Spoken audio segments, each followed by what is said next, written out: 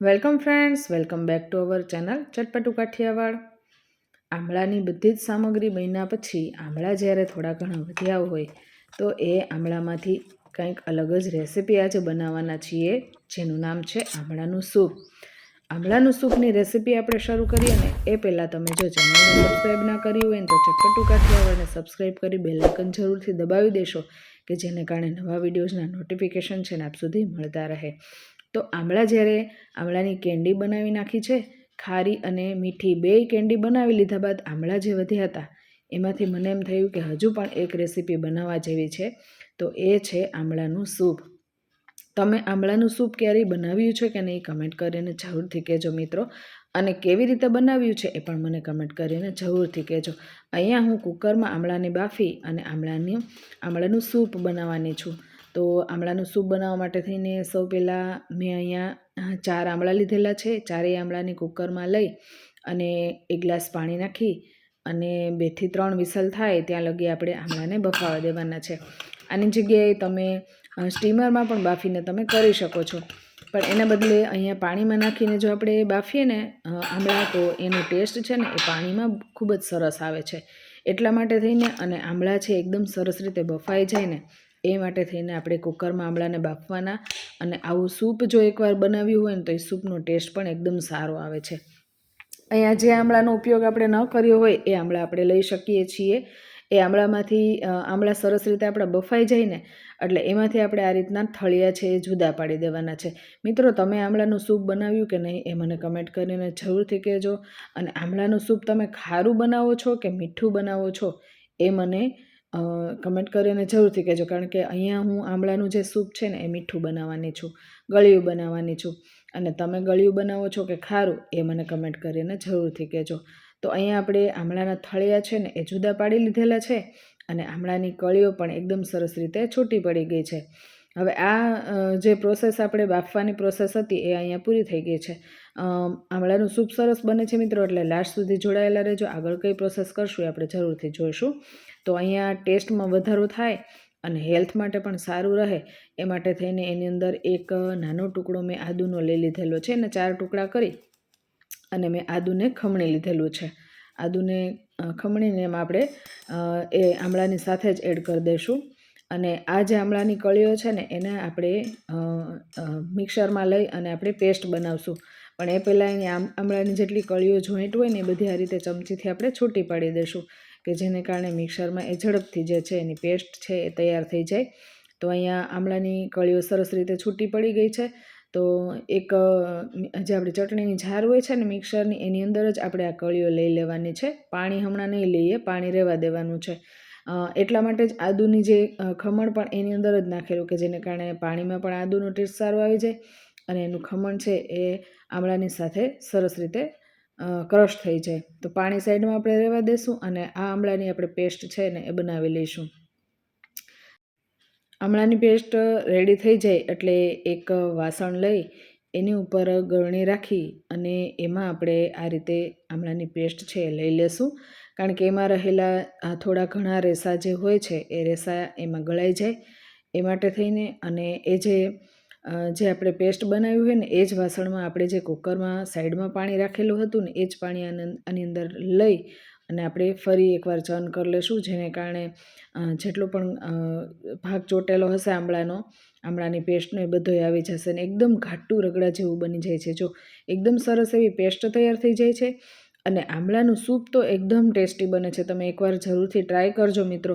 તમે આમળાનું સૂપ ક્યારેય બનાવ્યું છે કે નહીં, તમે હજી કમેન્ટ કરી કે નહીં, એક વખત કમેન્ટ કરીને જરૂરથી કહેજો કે આમળાનું સૂપ તમે આવી રીતે બનાવ્યું છે કે નહીં, કારણ કે હેલ્થ માટે આમળાનું સૂપ છે ને એકદમ બેસ્ટ છે. આમળાના ફાયદા તો મારે આમાં ગણાવવા જ નહીં પડે, આમળાના ફાયદા બધાને ખ્યાલ જ છે. પણ પેટની જેને તકલીફ રહેતી હોય, પેટની સમસ્યા રહેતી હોય છે એમના માટે તો આ સૂપ છે ને એકદમ બેસ્ટ સૂપ કહીશું તો, કારણ કે આ જે સૂપ પીધા પછી જેને પણ પેટની કોઈ પણ સમસ્યા હોય, અપચો અથવા તો ગેસની પ્રોબ્લેમ, જે પણ પેટની તકલીફ હોય છે એ દૂર થઈ જાય છે. તો તમે આ રીતનું સૂપ જરૂરથી એકવાર ટ્રાય કરજો. અહીંયા આપણે પેસ્ટ જેટલી પણ આમળાની હતી ને એ બધી જ જે પેસ્ટ છે ને એને ગાળી લીધેલી છે. તો બધી જ પેસ્ટ આ રીતે ગાળી લેવાની છે સરસ રીતે, અને થોડી ઘણી પણ જો રહી ગઈ હોય ને તો એના આમળાની કળીઓ કદાચ કોઈ પીસાણી ન હોય તો એને આ રીતે તમે ગરણામાં ઘસી અને એને પેસ્ટ જે છે એ ગાળીને તમે લઈ શકો છો મિત્રો. તો આ રીતે આપણે બધું જ જે છે એ સૂપનો જે ઘાટો પાર્ટ હતો ને એને આપણે ગાળી લીધેલો છે.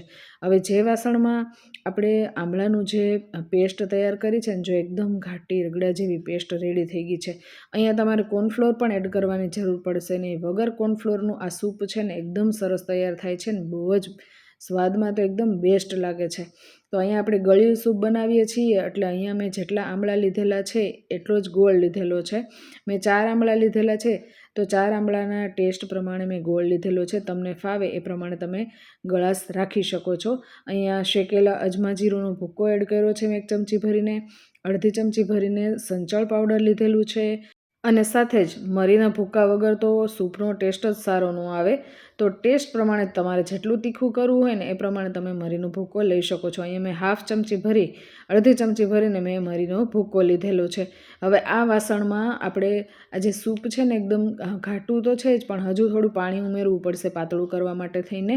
એટલે એ માટે થઈને જે કુકરમાં મેં આમળા બાફ્યા હતા એ જ કુકરમાં એ મેં સૂપ છે લઈ લીધેલું છે. તો સૂપમાં મેં ફરીવાર અડધો ગ્લાસ જેટલું પાણી પણ ઉમેરેલું છે, કારણ કે ઘાટું થયું છે.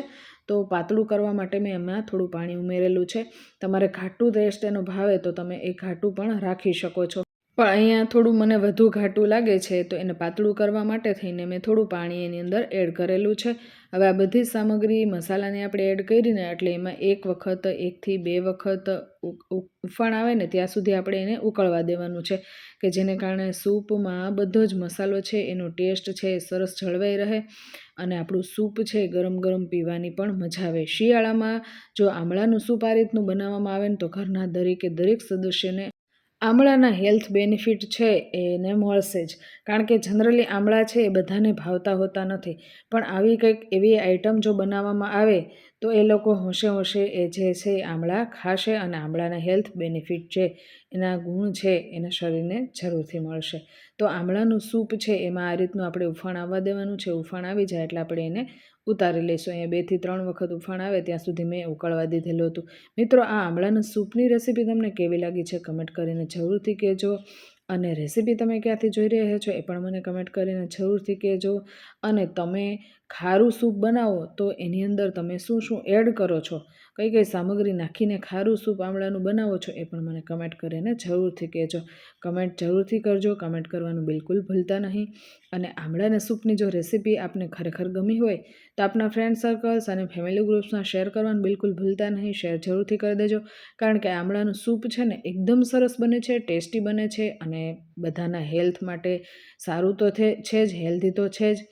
એટલે જરૂરથી આ રેસીપીને શેર કરી દેજો, શેર કરવાનું બિલકુલ ભૂલતા નહીં.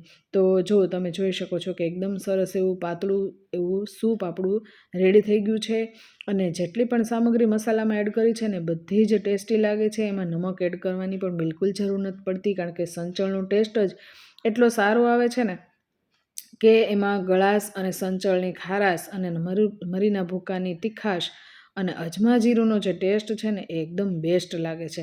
તો સૂપ છે આપણું રેડી થઈ ગયું છે. તો સૂપને આપણે અહીંયા સર્વ કરી લઈશું. એક બાઉલમાં આપણે સૂપ સર્વ કરશું મિત્રો. શિયાળાનું જે આપણે કહી શકીએ ને વિન્ટર સ્પેશિયલ આમળાનું સૂપ છે ને એ રેડી થઈ ગયું છે મિત્રો.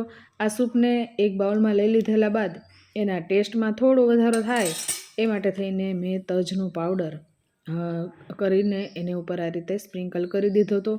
તમે આની જગ્યાએ સૂંઠનો પાવડર પણ લઈ શકો છો, એનો ટેસ્ટ પણ એકદમ સારો લાગે છે. તો આમળાનું સૂપ તૈયાર થઈ ગયું છે મિત્રો. ચેનલ પર નવા હોય તો સબસ્ક્રાઈબ કરી બેલ આઇકન દબાવી ઓલ પણ દબાવી દેશો, જેને કારણે નવા વિડીયોઝના નોટિફિકેશન આપ સુધી મળતા રહે.